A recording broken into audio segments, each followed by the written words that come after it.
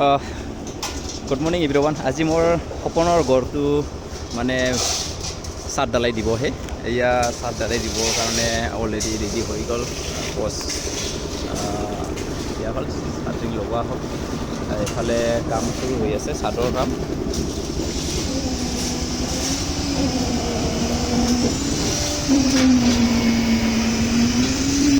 আপোনালোকে চাই থাকিব এয়া কেনেধৰণে চাটটো চলি আছে। ভালকৈ মই যিমানখিনি পাৰোঁ চেষ্টা কৰিম।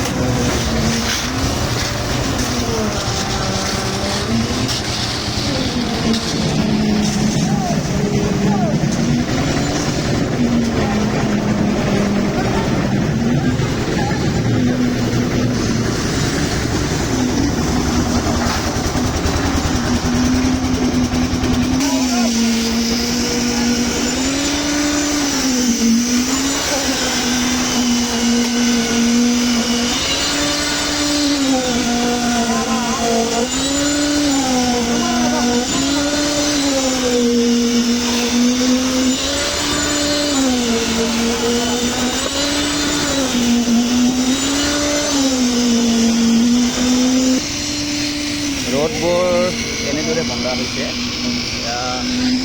মানে যিটো এইটো ৰ'দ বেণ্ড কৰাটো সমানে বেণ্ড কৰিব নালাগে, অকণমান এনেকুৱা ছাইডকৈ ৰাখিব লাগে। যদি এনেকুৱা সমানকৈ ৰাখে তেতিয়াহ'লে চিমেণ্টটো কাভাৰিং ভালকৈ নহয়। তাৰ কাৰণে ৰ'দটো অলপ বেণ্ড কৰি দিব লাগে, যিটো পষ্টৰ ৰ'দটো। আৰু চাট বিনৰ এইটো হ'ল হেৰিটো আপোনাৰ মেইন পষ্ট ভীম, সেইটো এনেকুৱা এইটো বেণ্ড কৰি দিব লাগে। চিধা এনেকুৱা আগতে এনেকুৱা দিছিলে, এনেকুৱা চিবলকৈ বৰাবৰ দিলে ইমান ঠিক নহয়। তাৰ কাৰণে এইটো অলপ বেণ্ড কৰি দিয়া হৈছে। চিমেণ্টটো আৰু ৰ'দ পাথৰটো তাত তেতিয়া ভালকৈ খাপ খায়।